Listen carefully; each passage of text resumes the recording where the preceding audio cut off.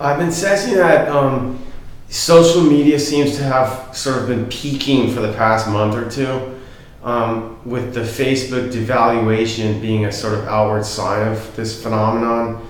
But really what it is it just seems like people are finally like satiated, or the market is saturated or whatever. They're just getting tired of the technology of endless scrolling through people's posts and likes, and depending on all that kind of social approval and social proof to validate their lives with supposed popularity.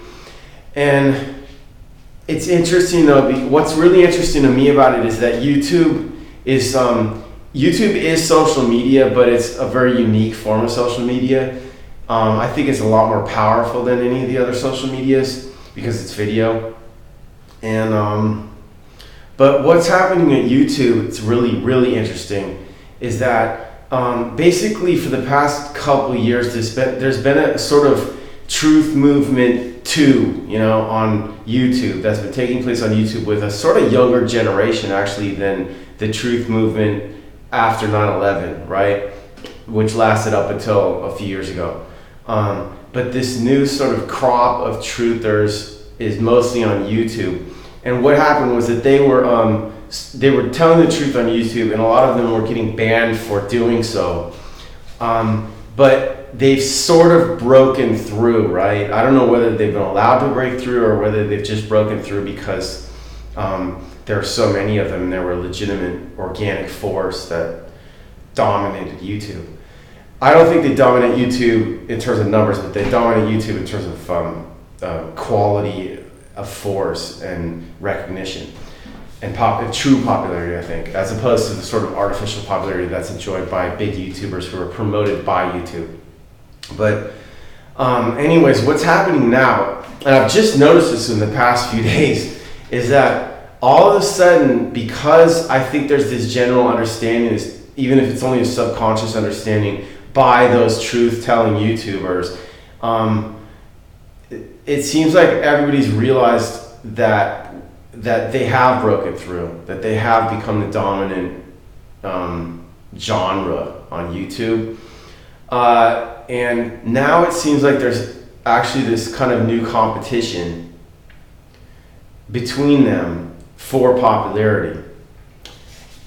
And so to me, what that's kind of signaling to me is that it's just time to sort of give up and let go of the popularity contest, because it's saturated and it was never valid to begin with, because no popularity contest is ever valid.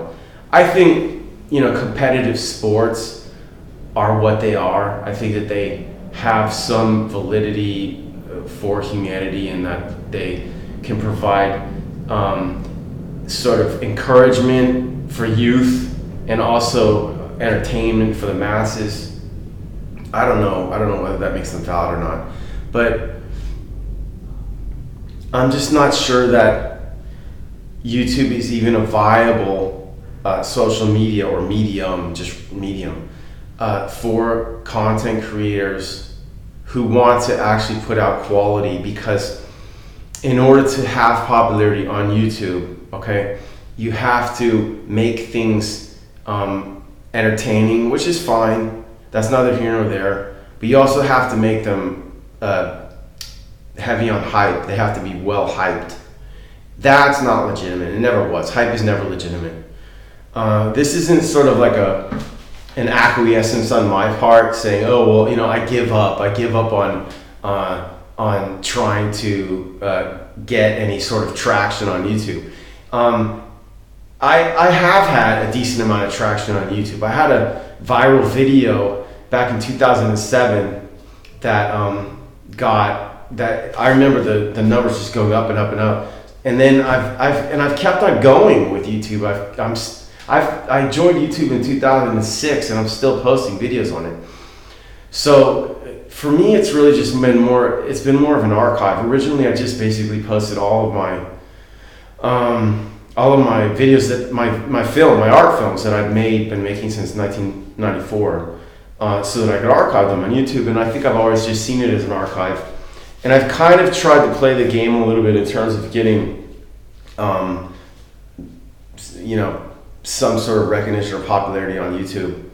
And I've done fairly well with some of my videos, in my opinion. I mean, not millions of views, but a decent amount of views for me. And some of them will get a lot of comments and likes and all that kind of stuff. So I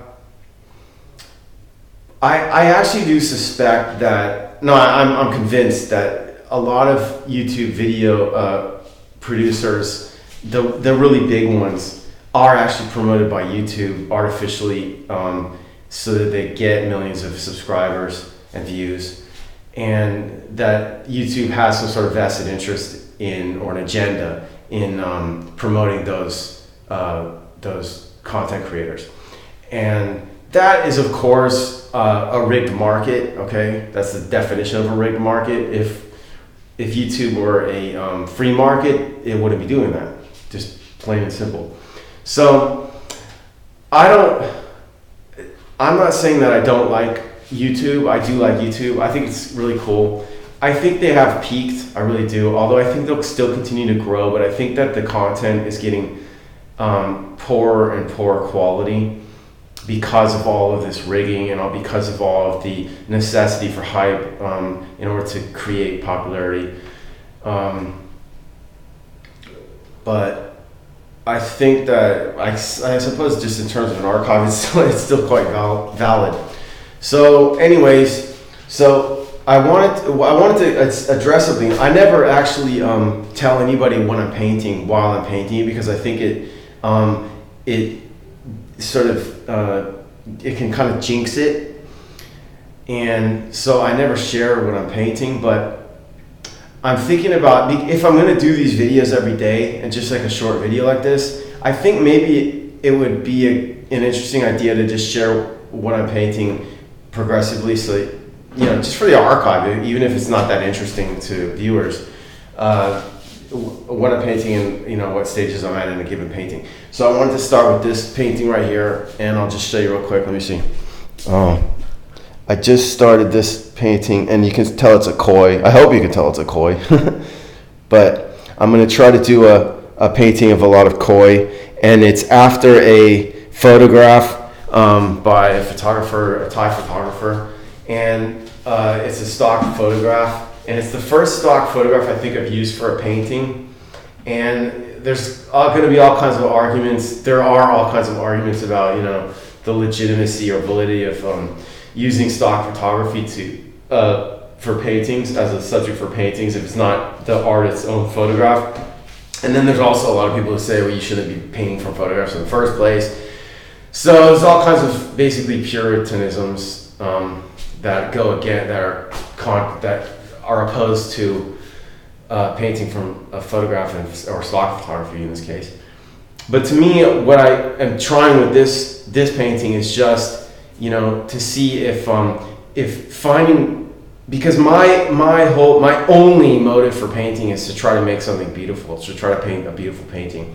And so if I can find a source photograph that I see as beautiful, and I can replicate that, or I can even make it better by painting it, then I don't see any reason to not do that. It's an object. It can be an object of beauty.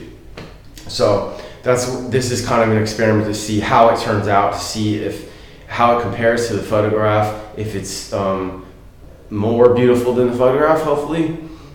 But even if it's not, then hopefully it's an object of beauty in itself, a valid object of beauty, and that's all that matters. I guess that's kind of a concept, a conceptual art, actually, because it's just the concept is beauty.